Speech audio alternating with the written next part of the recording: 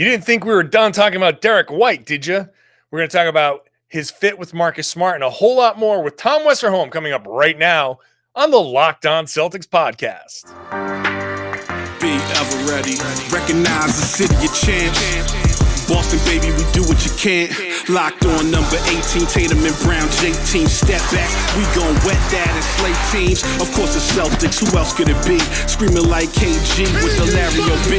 Karalis above average, assessing the team status. Best daily pod, no cap, salary matching. Clutch like Bird the DJ, keep John on replay. Prime time, dapping up the truth on the sideline. Raining J's, how it started, raising banners, how we finished. Locked on Celtics pod, home of the winners. B. Hey there, thank you for making Locked On Celtics your first listen every day, part of your daily routine. Here for you Monday through Friday, wherever you get your podcasts. It's free. Just download it, won't you? Watch the show on YouTube, won't you? It's free everywhere there too. I'm John Karalis. I cover the Boston Celtics for Boston Sports Journal, and I've written a book called The Boston Celtics All-Time All-Stars, and I was one of the media voters for the 75th anniversary team. So I know a little bit about the Boston Celtics. I also know a little bit about BetOnline, which is the sponsor of today's episode. BetOnline has you covered this season with more props, odds, and lines than ever before. BetOnline, where the game starts. So I talked a little bit after the Celtics extended their winning streak to 8 games with wins over Denver and Atlanta. I talked a little bit about Derrick White, some of my thoughts there, but we had an off day here and a lot more to talk about, so I will bring in my good friend, Tom Westerholm from Boston.com. Tom, how you doing, man? I'm good, man. I am good. I'm loving the pink sweatshirt, loving the love on Valentine's Day. Just gotta send out that love on Valentine's Day. You know me, big Valentine's Day guy. If there's one thing I say about John Karalis often, if I'm describing you to my friends and family, I'm like, yeah. That's a Valentine's Day guy right there. Big time. Yep. I'm glad. I think that sums everything up in a nice little bow, which I would give to my Valentine. We got a nice little Valentine's Day gift from the Boston Celtics. The 2 wins Friday and Sunday. Derrick White looked good. I've said a few things about Derrick White, but you haven't said anything on this podcast. So why don't you, Tom? What are your thoughts about Derrick White's debut?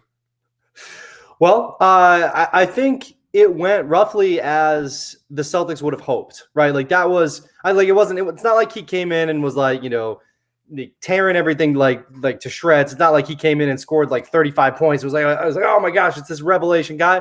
It's just Derrick White was a really good fit with everything the Celtics were hoping he was going to be a really good fit with. And that matters so much because that's what the Celtics need. They didn't need somebody to come in and like blow the roof off. They had just won 6 games in a row before he showed up. So what they needed was a guy who was going to come in and complement everybody, somebody who could come in. The starters were always going to regress a little bit, right? Like they were outscoring opponents by like 30 points per 100 possessions. I mean, some ridiculous, they were up in like this stratosphere that they were not going to be able to maintain. So what happens when the starters fall off a little bit? What happens when the Celtics don't go up by 13 or 14 points in the first quarter for once?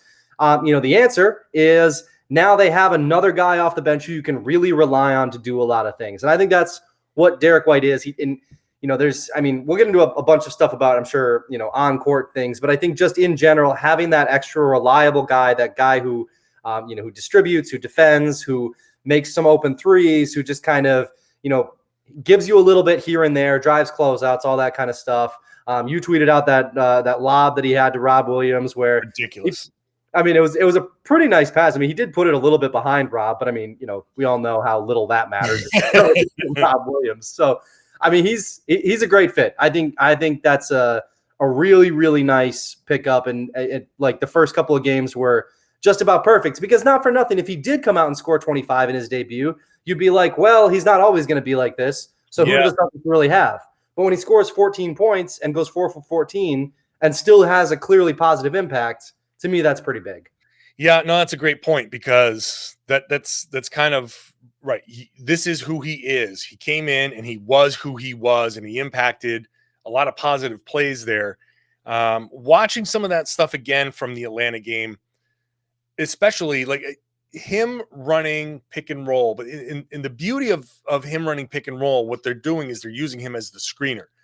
And coming in, he screens for Jayson Tatum, or he screens for Marcus Smart, or whatever.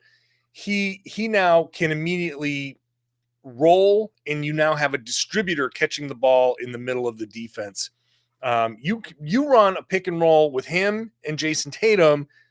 Tatum's always going to get double teamed, and Tatum just drops it off to Derrick White. Now you have a point guard with a 4-on-3 situation, which good coaching, good idea. Yep. Secondly, good situation to be in, because now you've got a guy who can finish, can hit that mid-range shot, a guy who can find the guys out on the perimeter, a guy who can finish at the rim. And none of it's going to be spectacular necessarily, but it's going to be effective. And you saw he ran a quick pick and roll with Al Horford, and it was just catch, drop, boom. Horford goes right in. There's not there's not a lot of the chemistry timing issues. Those are mitigated because it's very simple. You run that play, it's right there, it's boom. So I think that's all. It was really, really kind of impressive to see how he kind of slid right in. And the one thing that we were talking about before we started recording, you run him with Marcus Smart together, and it's not an obvious like Schroeder Smart. That didn't work because Schroeder had to have the ball in his hands, and he had to have it a certain way. And you can only do certain things with Schroeder on the floor. With Derrick White, does he need to have the ball in his hands all the time? No. Smart can bring it up. They can play off of each other. They can both start off the ball. You can actually start both those guys off the ball, run a pin down for Smart to come out, and then you run an offense that way. There's a lot, and giving Ime those choices now adds an element to his coaching ability, which the coaching ability was always there, but the options like a Derrick White that you could trust in certain situations wasn't there. And as much as I loved what Josh Richardson did this season, he just doesn't have that level of playmaking. Yeah. Drive and kick, but he doesn't have this level of fluidity with the ball in the middle of the defense. Right. I mean, he can drive and kick. Richardson could run a little bit of pick and roll. Like, there was nothing wrong with how he handled the ball, but but Derrick White is a playmaker. Like, that's clearly well within his skill set. I mean, you see that in his assist numbers, kind of across the board. I was curious if you noticed, did you notice that he was 2 for 10 from 3? Because I didn't until after the game. And I went back and watched, and I think the thing that was really interesting to me is that you don't notice that because he made several shots that the Celtics needed, and on several of his missed threes, like Rob Williams was right under the basket and got the offensive rebounds, and either got a putback or kicked it back out or whatever. And I just thought that was kind of interesting because it was it felt almost like some of those missed shots ended up being mitigated just by the fact that he made them when they mattered, or the fact that they still ended up getting points anyway. It was a nice way to kind of mask that for him, I think. I'll read you what I wrote in my Derrick White section in my game report on Boston Sports Journal. The first sentence is, he didn't shoot well, but it's almost surprising to see that in the box score considering the impact that he made. So it's the exact same take. Yeah. Like, afterwards, you go back and you look at the box score and you're like, damn, he missed a lot of shots. Like, yeah, he felt like he was hitting shots. I'm like, wow, man, he had a pretty good game. And then you're like, oh, he missed almost everything. But the shots that went in, and we're like, okay, yeah, those were there.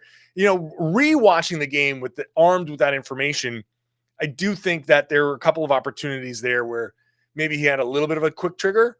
Yes. And so, all right, both literally and he is got a quick release. Like, it is. He does. Yeah. So in a literal sense, he was. Yeah. But he did have a quick trigger, but also he pulled it a little too quickly, which I'll give him the benefit of the doubt. But that's going to be kind of like one of those question marks of like, did Ime be like, yeah, just pull that, or is he just, did he feel himself after that first game and just say, hey, I'm rolling, I feel good from three, I'm just going to come in and keep doing what I do. But I think that should settle a bit. But you're right though, when he's making all these other plays and doing things that he's on the floor, he does a thing, and the ball does go in the hoop. You almost associate the basket with him in some ways. And so in his plus minus in that game against Atlanta was pretty good. Let me see. What was it after? Plus 12. Yeah, I was going to say double digits. Yeah. It was plus 12. So right behind Al Horford's plus 13. So he was a serious positive impact. So who cares that he was 4 of 14 and 2 of 10 from three? And it was pretty nice. He had 5 assists in that game. So yeah, seeing the floor well and doing good things. So yeah, sorry, I completely derailed your point. On I don't even remember what you were saying. This is great podcasting. This is elite no, yeah, I mean, it's just like I think he has an obvious. You were just continuing it, really. He has an obvious positive impact on the Celtics. They benefit from him being out there, and that's literally like been Brad Stevens' like entire message of team building is he wants people who are going to be a positive impact on the players he already has, on the stars he already has, and it seems like. Steve Bulpett over at Heavy.com was reporting that this was, this opposing GMs thought that this was the guy that the Celtics ended up wanting. And you could tell based on the package that they traded. Like they specifically targeted Derrick White. And you can really see why. Like, we talked about it, I think, right after, after it happened on the trade deadline day. Like, it's just like this is the ideal type, like archetype that you are looking for if you are the Celtics. So, I like that. I like his fit with Smart. I think those two are going to play really well together. I think it's really telling that there was no transition period. There was no like, let's let Derrick White get settled. It was just immediately Derrick White is a closer. Like that, that starting lineup that's been killing everybody. We like it. We're still going to start with it. Like that, but Ime was just like I am throwing Derrick White into the fire. I'm going to start like he's closing the game right away. Like he's playing the entire fourth quarter in his first game. And I think that's telling. I think that speaks to what the Celtics were trying to accomplish with that trade. Yeah, I think that's a good point. Well, let's continue that point in a moment when I come back here. First, I got to tell everybody about BetOnline. Football is done. Congratulations to the Rams and all 10 of your fans. Basketball, though, is in full season and full steam ahead, both pro and college hoops. So for all the latest odds, totals, player performance props, where the next fired coach is going to land, BetOnline is the #1 spot. For all your sports betting needs, BetOnline remains the best spot for all of your sports scores, podcasts, and news this season. It's not just basketball, hockey, boxing, UFC, Olympic stuff. It's all there. So head on over to the website today, betonline.net. Use your mobile device, whatever you want to use, laptop, whatever. Learn about the new trends in action. BetOnline is where the game starts. Please gamble responsibly. Hey, thanks for making Locked On Celtics your first listen every day. Why not make Locked On Now your second listen? Locked On Now is a great recap of the night in the NBA. From all the local experts, they'll each record basically 1.5 to 2 minutes after each game, so you get both sides of the story. It's a great way to get caught up on the league. So check out the Locked On Now podcast wherever you get your podcast. It is also on YouTube, just like Locked On Celtics. So before we stopped here, we were talking about Ime closing with Derrick White, and I think it's interesting how the fire Ime stuff has all subsided because the Celtics are now winning.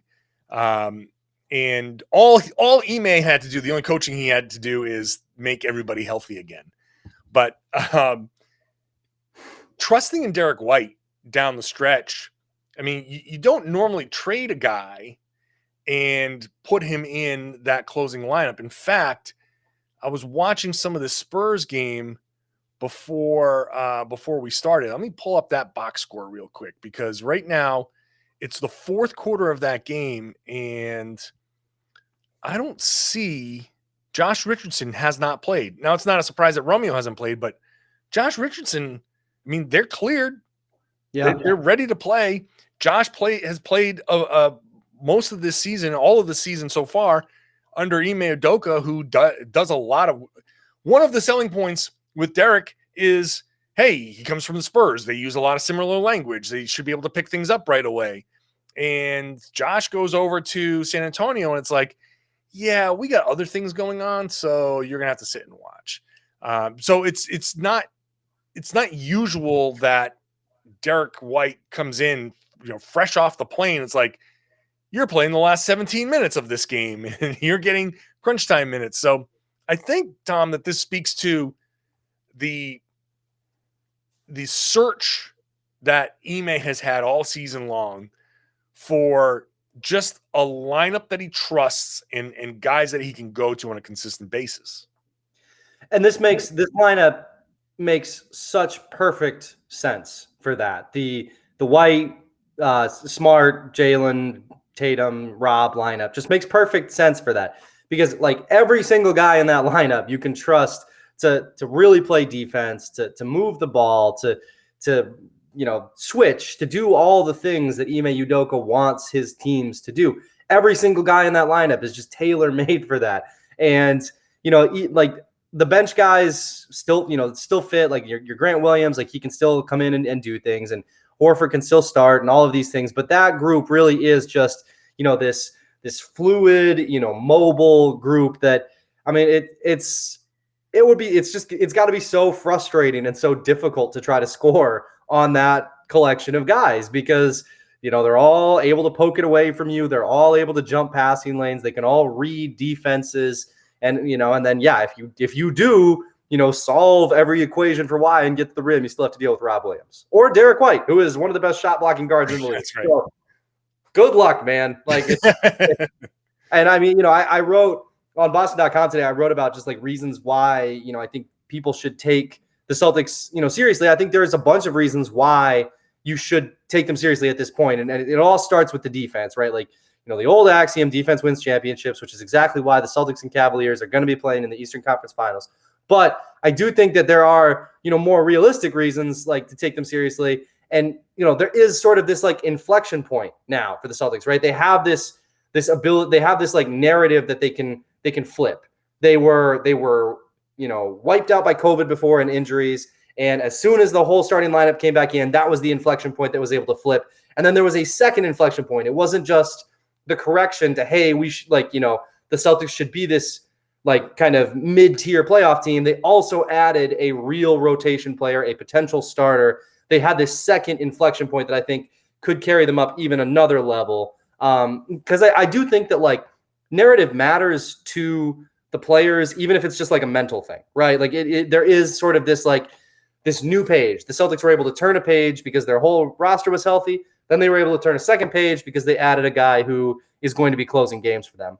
I think, on kind of like a vibes-based level, that kind of thing matters. Yeah, of course. When you're Tatum and Brown, and you're just constantly like wondering, all right, where's this team going? And look, it's you're in the middle of it, and the season's going on, but you also have people on the outside just chirping you like, oh, come on, JT, look at what you got around you. Well, what is this stuff? And, that's the kind of stuff that wears on a guy. It's not even necessarily because, if you're on a team and the guys are cool and things just aren't going your way and you feel like that things should be going better, much like how this season has gone. And, for all of my, stuff about Dennis Schroeder, that was all on the court stuff. It seems like the guys kind of liked having him around. Like he wasn't a disruptor. There was nobody on the floor or on this team that was disrupting and, God, we got to get this guy out of here because he's tearing our locker room apart. When you're in the middle of that, it's like you build this confidence in this group. We're going to turn it around. We can do stuff with these guys. And all the people who are chirping you on the outside, you can be like, whatever, it's fine. We'll figure this out. But then you make a move like this and you say, oh, yeah. Okay, yeah, this, I get it now. And it does, I think, lift up the players because you realize, like, okay, Derrick, I know what he can do. And it does help that these guys have all played with him before on Team USA. And you're like, yeah, I've seen what he can do. I know what he's capable of. So, and he's under contract. And he's under contract, and he's not playing for anything, and he knows he's not playing for anything besides let me come on in and try to fit in as best I can right away. So he's got the right personality, he's got the right mindset. All of the things here are it's right. Like, this is actually a correct puzzle piece. It's not the final puzzle piece, because as much as the starting lineup is working, the starting lineup does have Al Horford, and Al Horford works now. Is he going to work in the playoffs? Is he going to work next season? Is he going to work beyond next season? Like, what's the future there? And if you're trading Al Horford, what are you bringing back? And so there is still a little bit of a missing piece, but I don't know, man. I feel comfortable with Tatum and Brown. I've always been comfortable with Smart. Yeah. So, Robert Williams at the center, I believe in Robert Williams as being a good piece to a winning team. Yes. Now you throw Derrick White in there; he's a good piece to a winning team. And then you Grant to a lesser degree. Like, okay, what I need to see more. I want to see it more on a consistent basis. I think Grant's playing really great right now. But you still have all of these pieces to what you hope is your championship team. And bringing Derrick in is what Dennis was not, and what Richardson was kind of on the fence there. I think Derrick White can be a piece on a contending Boston Celtics team. Definitely. And it feels like a conversation that you have to tiptoe around a little bit, right? Because for two major reasons. Number one, this is still largely the same Celtics team that when they were injured, when they had any injury whatsoever, they were just like, no, we're going to lose to the Timberwolves without anybody on the Timberwolves, right? Like, it's still that same group. Like, so you want to see them stay healthy, number one. And number two, there are obvious teams that are still ahead of them in the in the Eastern Conference, right? They're, the Bucks are the defending champions. They are an awesome basketball team. The Sixers just added James Harden, and they have an MVP candidate in Joel Embiid. Like, they have, there are the Heat, the Bulls, the Nets still have Kevin Durant. Like I know they've lost 11 in a row, but like, good Lord. So like, there are still teams that are really tough in the Eastern Conference, and I think there's teams that are obviously still ahead of the Celtics. So you do feel like you have to kind of tiptoe around this conversation. That said, this is a Celtics team that, in a very different Eastern Conference, to be sure, that this is still a Celtics team that is not that far removed from making it to the Eastern Conference Finals to being favored in the Eastern Conference Finals. I think I'm remembering that right, that they were favored over that Heat team. And this is like, so it's still a group that has had a lot of playoff success. And I mean, look, I think you can probably safely say that, if nothing else, I think you can safely say that this is a team that nobody wants to play in the playoffs. Like, you don't want to touch this team, largely because of the defense. Like, you just don't want to have to, if you're playing a team in the first round, you don't want to have to deal with the second best defense in the NBA. And that's where the Celtics are now. So again, said it before, have fun. Like, good luck on these guys. Like, and I'm sure some teams will crack some things, but they're tough. They're tough. All right, let's continue this, because I have a bit of a counterpoint to you saying that this is the same team that was losing to the Timberwolves. I disagree. So I'll talk about that when I come back. First, let's talk about Built Bar. I should have a Built Bar, so I have the energy to fight Tom on the other side of this break. So Built Bar is a protein bar. Tastes like a candy bar. So if you are trying to keep up with your New Year's resolution, this is fine. You can substitute out those candy bars that you snack on, the ones that make you feel guilty and stop working out because you're like, oh, I'm never going to get this right. Trust me, I have been there. Sub that out put in a Built Bar, and you're generally going to get 130 calories, 4 grams of sugar, 4 net carbs, 17 grams of protein. That's pretty good. If you head on out to the gym, you muster up some energy to get to the gym, have one of these after a workout. It doesn't blow out all the cardio work that you did, and it feeds your muscles with the weightlifting that you've done. So this is a nice option. Go to Built.com, scroll through tons of different options. It's not just Built Bar. They have Built Puffs, which is basically a protein-infused marshmallow if you're into that kind of stuff. There are other products there too, and you can get 15% off every single thing you buy with the promo code LOCK15. Again, go scroll through it. They have all the nutrition information there. They're not hiding anything. Figure out what you like. Sample it, because the promo code LOCK15 gets you 15% off every single time you use it. It's not just a limited time. It's not just once. So you don't feel like you have the pressure to stock up. Go, try one thing. If you don't like it, try something else. Maybe you like that. There's a good chance. They have so many things. There's a good chance you're going to find something that you love at Built.com. Use that promo code LOCK15. Get 15% off every single time. So, Tom, you said earlier that this is the same team that whenever they got hurt, they would fall apart and lose to the Timberwolves, which I understand, but it's also, it's not to me, because they traded away all of those guys that were losing to the Timberwolves. And the thing about the reason I make this point is I just said that, okay, I trust basically 5 guys on this team right now, on this roster, to be part of a championship core moving forward, right? Over the next 3, 4, 5 years, we're looking at the lifetime of Jayson Tatum's contract here. I trust the Jays. I trust Smart. I trust Derrick White. I trust Robert Williams. I think Al Horford is going to age out of this pretty quickly, and he's going to move. Everyone else is up for grabs. Grant Williams is teetering on that, but he's not somebody I trust fully yet. So those guys, those 5 guys that I trust, 4 minus Derrick White because he wasn't part of this team then, those were the guys who were injured during the Minnesota, like 1 or 2 of those guys was out. And okay, so maybe Jaylen was on the team and he had a crappy game and he wasn't able to carry the team. Okay, fine. The bigger issue here is that the next steps forward are where this championship team is going to be built. I think you have your stars. Now, we talked about it when we analyzed the trade last week on the Friday podcast. They're set up to make a big swing. They're set up to make smaller swings.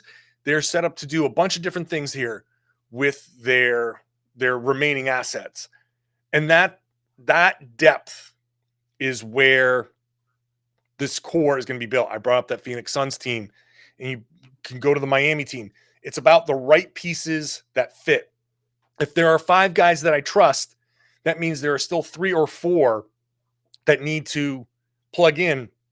So you get that 8 or 9 man rotation in that playoffs where you say, okay, these 9 guys, you're not beating these 9 guys. And a lot of times, I'm going to echo what Brad Stevens says.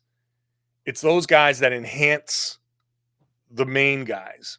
So what shooters are you going to put out there?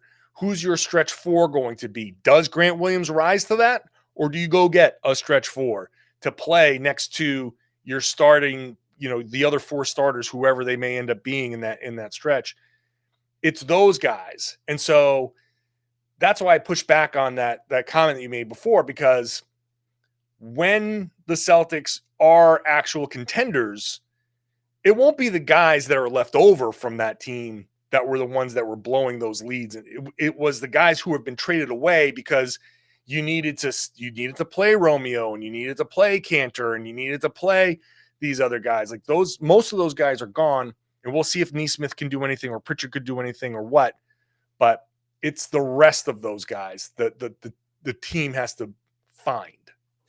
Definitely. So my point was more about like this year specifically, that you need to see this team stay healthy, in part because one of the reasons they've been winning is Ime shortened the rotation already to a playoff rotation, right? Yeah. Like there's 8 guys who are playing, and the guys who aren't playing we've seen pretty much all year that like they're not ready. Whether like whatever Neesmith needs, he just doesn't seem to be ready quite yet.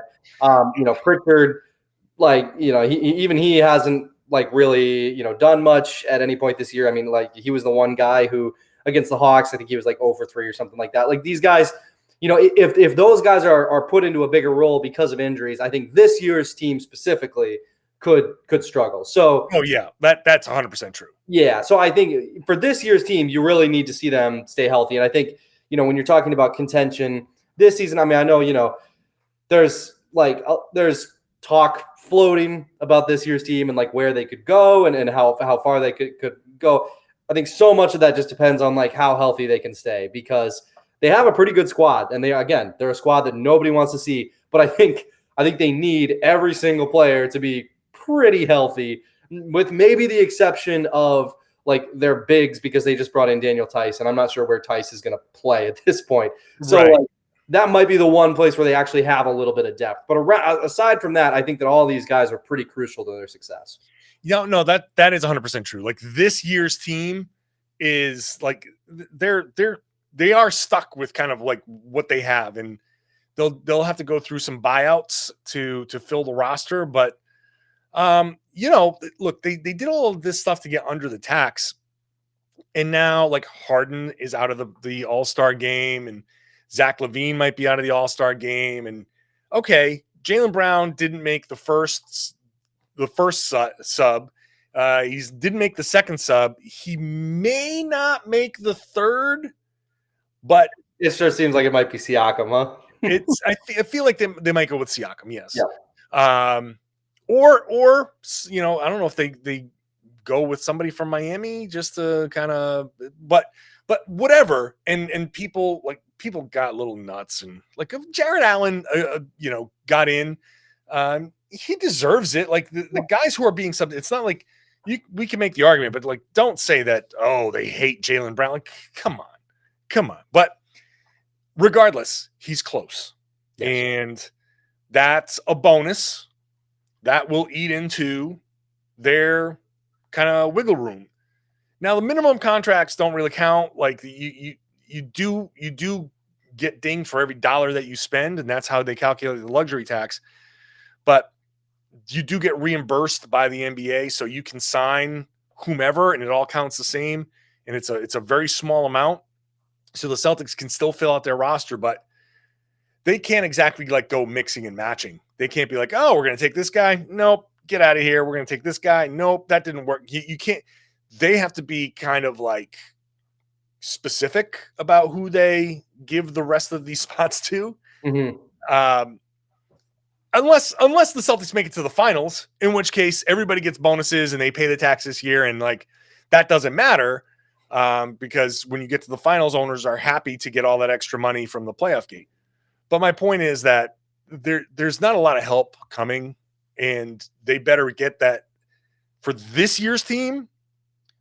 They better get that right, or else if they pick the wrong guy, like, no, I'm sorry, they're not bringing back Joe Johnson, because that's a waste of a spot this time around. They got to get these buyout guys right, or else they are going to rely on just 8 or 9 guys, and the slightest like one rolled ankle could be the end of their run. Yep. Which was also the case the year they went to the Eastern Conference Finals, because Gordon Hayward's sprained ankle, was didn't help. So yeah. What do you think of the idea? Because I brought this up yesterday. Somebody made a comment that Derrick White brings what Gordon Hayward kind of took away in a lot of sense. Because we've said, I think we've had this conversation before, like, geez, if they had Hayward, this would actually be not a bad team. And you throw in Derrick White, and they're not the same type of player, but man, they do a lot of similar things. I mean, they do some similar things. I think that's a little bit unfair to both Derrick White in terms of expectations and Gordon Hayward in terms of the player that he is. I mean, it's like, like Gordon, yes. But, to that point, big guard, like a versatile defender, handles the ball, passes the ball. I mean, I see the comparison for sure. And look, it's not so much that the Celtics needed Gordon Hayward. And honestly, that was part of the problem. I don't think that they needed Gordon Hayward. I think they needed a player sort of in the archetype of Gordon Hayward. They needed that facilitator, that guy who could handle the ball. They needed that extra sort of that extra hand in all of these things. Not somebody like Hayward who justifiably, based on all of his years in Utah, wanted to be paid and used like a star. And, Derrick White, I don't think is going to have any of those, sort of right. Any of those things sort of hanging over him where you worry about that. So I do see the comparison. I mean, look, Derrick White is not Gordon Hayward, but that's okay. And in fact, might be preferable because he also isn't trying to be Gordon Hayward. Right. And that's the point. The point is that he brings enough of the skills that a Gordon Hayward would bring without being the guy that wants the ball in a 30% usage rate and all of that stuff. So, we'll see. I think there were some questions early on and people questioned, like, I'm already past what they paid for him. Like, I'm already past that, Totally. and hopefully it stays that way. Again, we'll be past it until 2027. That's right. That's right. All right. Well, we'll table this. I'm sure there's gonna be a lot more discussion. We'll see how he does against Philly, who will not have James Harden, which is an important thing there, and against Detroit. Or Ben Simmons. They will not have Ben Simmons. They will not have Ben Simmons. No, that's also an important distinction there. They won't have Seth Curry. Yes. Which is actually an important thing. That's actually an important thing. Yes. And not just the ball busting thing, but to not have either of those guys, not to have a perimeter threat like that. Yeah. Hey, this could be a game where Philly goes, all right, whatever it is. But you beat Philly, you beat Detroit. If Philly goes and loses to Milwaukee, now the Celtics are the 5th seed. All of this, and they get to the 5th seed. Yeah, and I do think that that's probably the reason why Philly isn't going to just kind of, who cares? Like, yeah, right. This is a pretty big game. It is a fairly big game. Although Philly does have the tiebreaker right now, right? I mean, they've beaten the Celtics a couple times. So they'd be like, yeah, we'll just get the tiebreaker, next time and whatever. Yeah. Well, we'll see. I don't know. Tiebreaker when we get, the former MVP to pair with our current MVP. Right. That's going to be fun. I don't know if it's going to work, but it's going to be fun to watch. It's going to be fun. One way or another, it's going to be spectacular for them. We'll see how it goes. All right, Tom. Appreciate you coming on again. Talk to you in a bit. Yes, sir. Tom Westerholm there, Boston.com. Always appreciate him coming on. He'll be coming on much more regularly. So happy to have Tom coming on. Happy to have you watching the show on YouTube. Very excited. We are right at about 3,900 subscribers there. So would love to get to 4,000 this week. That'd be amazing. I got a bunch of other podcasts that I'm chasing. Locked On Rockets is talking a lot of smack. I can't have Locked On Celtics be behind Locked On Rockets in YouTube subscriptions. Like, come on. Can't do that. So please subscribe there. Subscribe wherever you get your podcasts. If you'd rather listen, it's free wherever you get your podcasts. If you are a regular subscriber, a regular watcher, please share the podcast. Tell your friends, tell your family, tell everybody that they should be listening to and watching the Locked On Celtics podcast here on the Locked On Podcast Network.